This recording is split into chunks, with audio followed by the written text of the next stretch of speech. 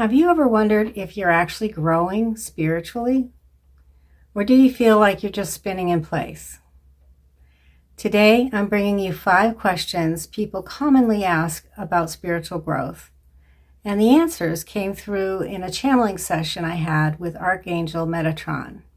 So let's get to it. Question 1.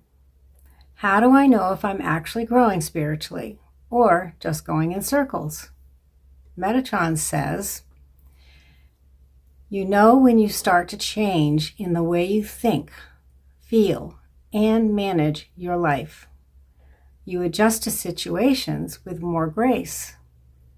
Love becomes your primary mission. You know you're going in circles when you start to focus on only making good Giggy, special events happening, something of significance that you want to have happen. This indicates going in circle because life is more than that. You are growing when love gets most of your energy. Healthy love is good love.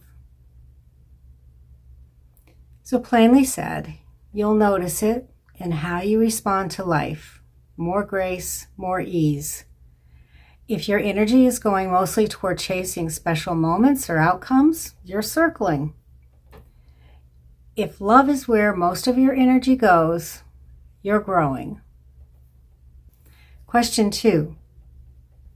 What's the difference between spiritual bypassing and real healing?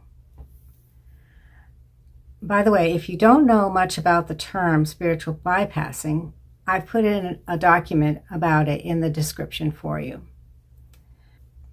Here's what Metatron says. It is giving more Tonny, which means gift love to inside. Real healing comes from the self to the self versus using spirituality to heal you. This involves seeing, accepting, and loving self despite personal issues, despite shadow, and despite challenges. It starts within. So another way to say this is that real healing isn't borrowed from a practice or a belief system. It comes from actually seeing and loving yourself, shadow included. Spiritual bypassing skips that and reaches for the label instead of the work. Question 3. Why does spiritual growth so often come through pain or crisis? What Metatron says is that it's because they leave more Iggy, more God-centered. We look to God for help during pain or crisis in that moment of vulnerability. This opens one to God's love and makes them more loving.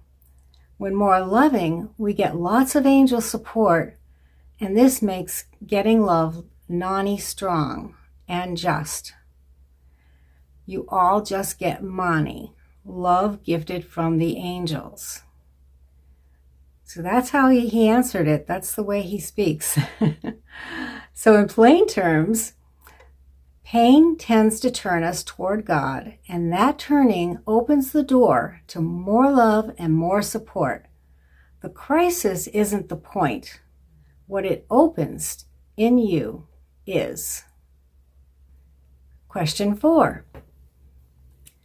How do I stay grounded while I'm going through an awakening? So here's what Metatron says. You wake every day. LOL. He actually spelled that. They are funny. Metatron does have a sense of humor. Awakening is when gifting love, Manny, the loaning of love to make more kindness. Awakening is when one is being in the state of love and kindness. In this state, one does not feel spiritually ungrounded. If there is difficulty staying grounded, awakening has not yet fully been achieved. So in plain terms, awakening isn't a special state you have to maintain. It's just living from love and kindness day to day. If you're feeling ungrounded, that's a sign the awakening isn't complete yet, not a sign that you're doing it wrong. Question 5.